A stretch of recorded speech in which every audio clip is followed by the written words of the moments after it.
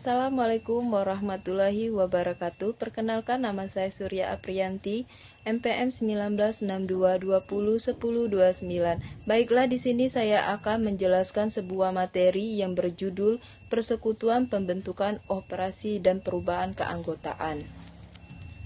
Baiklah, di sini ada pokok pembahasan. Yang pertama, sifat entitas persekutuan.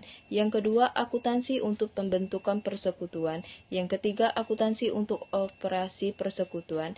Yang keempat, mengalokasikan laba atau rugi ke para sekutu. Yang kelima, laporan keuangan persekutuan. Yang keenam, perubahan keanggotaan. Dan ada juga sifat entitas persekutuan. 1. Regulasi hukum persekutuan. Hukum persekutuan diatur dalam Kitab Undang-Undang Hukum Perdata KHU-PER dan Kitab Undang-Undang Hukum Dagang KHUD. Undang-undang tersebut menjelaskan hak-hak dan tanggung jawab setiap sekutu atau partner dan kreditor pada tahap pembuatan operasi dan likuidasi persekutuan. Yang kedua, definisi persekutuan pada KHU per bab 8 bagian 1 pasal 1618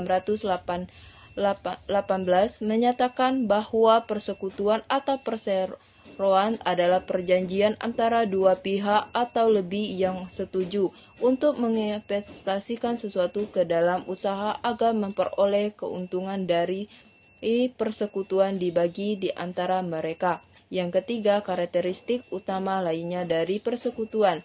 Berikut ini KUH PER dan KHUD yang terkait dengan pembentukan dan operasi persekutuan. A. Perjanjian persekutuan. B. Persekutuan sebagai entitas terpisah. C. Sekutu adalah agen persekutuan. D. Kewajiban sekutu adalah kewajiban bersama. E. Hak dan kewajiban sekutu. F. Kepentingan sekutu yang dapat dialihkan dalam persekutuan. G. Pengunduran diri sekutu. Selanjutnya ada jenis-jenis persekutuan terbatas.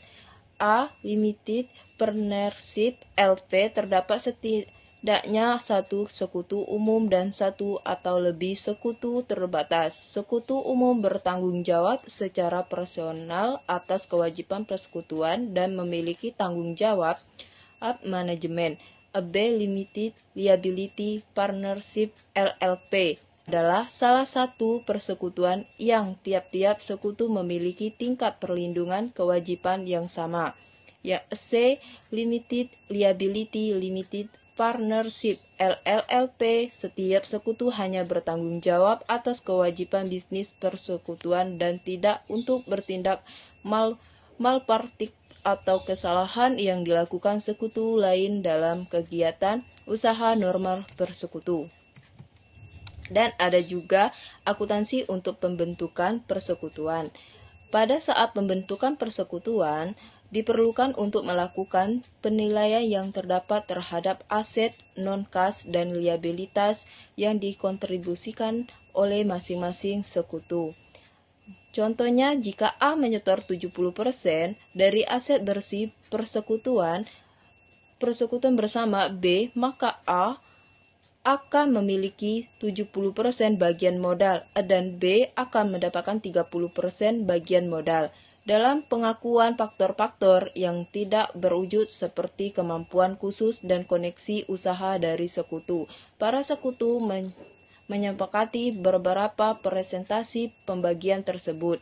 Jadi sebelum mencatat setoran modal awal, semua sekutu harus setuju atas penilaian aset dan bagian modal masing-masing sekutu. Dan ada juga akuntansi untuk operasi persekutuan. Laporan keuangan persekutuan harus dinyatakan secara jelas bahwa persekutuan tersebut mengadopsi SAK TAP dengan lengkap sehingga proses audit dapat dilakukan dan opini atau audit juga dapat diberikan dengan opini wajar tanpa pengecualian, persekutuan bisa mengelola beberapa akun untuk masing-masing sekutu dalam pencatatan akuntansinya. Akun sekutu partner akun tersebut adalah sebagai berikut. 1. Akun modal. Setiap sekutu memiliki satu akun modal yang biasanya bersaldo kredit. Dalam keadaan tertentu, akun modal seseorang sekutu bisa bersaldo debit, disebut juga dengan definisi atau disebut defisi yang terjadi karena kerugian dan penarikan modal. Seorang sekutu melebihi kontribusi modal dan pembagian keuntungan. Dan keduanya ada akun preferred. Para sekutu biasanya melakukan penarikan aset dari persekutuan sepanjang tahun.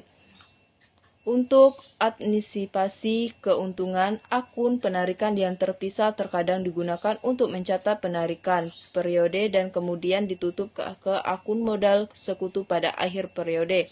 Dan 3. Ada akun pinjaman. Akun pinjaman dari sekutu ditunjukkan sebagai untuk dalam pembukaan persekutuan sama seperti utang lainnya. Tanpa semua sekutu menyetujui, persekutuan diwajibkan untuk membayar bunga pinjaman kepada sekutu yang meminjamkan. Dan ada juga mengalokasikan laba atau rugi ke para sekutu. Laba atau rugi dialokasikan ke para sekutu pada setiap akhir periode. Bersangkutan dengan perjanjian persekutuan, jika tidak ada dalam perjanjian, Bab 8 bagian 2 pasal 1633 KHU Per menyatakan bahwa sekutu berhak memperoleh bagian laba atau rugi secara proporsional sesuai dengan jumlah yang dikontribusikan ke persekutuan. Sebagai besar, persekutuan menggunakan satu atau lebih metode distribusi sebagai berikut. 1. Rasio yang ditetapkan sebelumnya. 2. Bunga atas saldo modal. 3. Gaji kepada sekutu. 4. Bonus kepada sekutu. Dan ada juga laporan keuangan persekutuan. Dalam laporan keuangan persekutuan ada 3 laporan keuangan, yaitu laporan laba rugi, laporan posisi keuangan, dan laporan arus kas, yang biasanya disusun pada akhir periode laporan. Laporan interim juga bisa dibuat untuk memenuhi kebutuhan informasi para sekutu. Selain ketiga laporan keuangan dasar, laporan modal sekutu biasanya disiapkan untuk menyajikan perubahan akun modal sekutu untuk suatu periode berjalan. Dan ada juga perubahan keanggotaan. Perubahan keanggotaan persekutuan terjadi karena adanya 1. Penambahan sekutu baru. 2. Pengunduran diri sekutu saat ini. Baiklah, itulah presentasi dari saya. Lebih kurang dari saya akhiri. Assalamualaikum warahmatullahi wabarakatuh.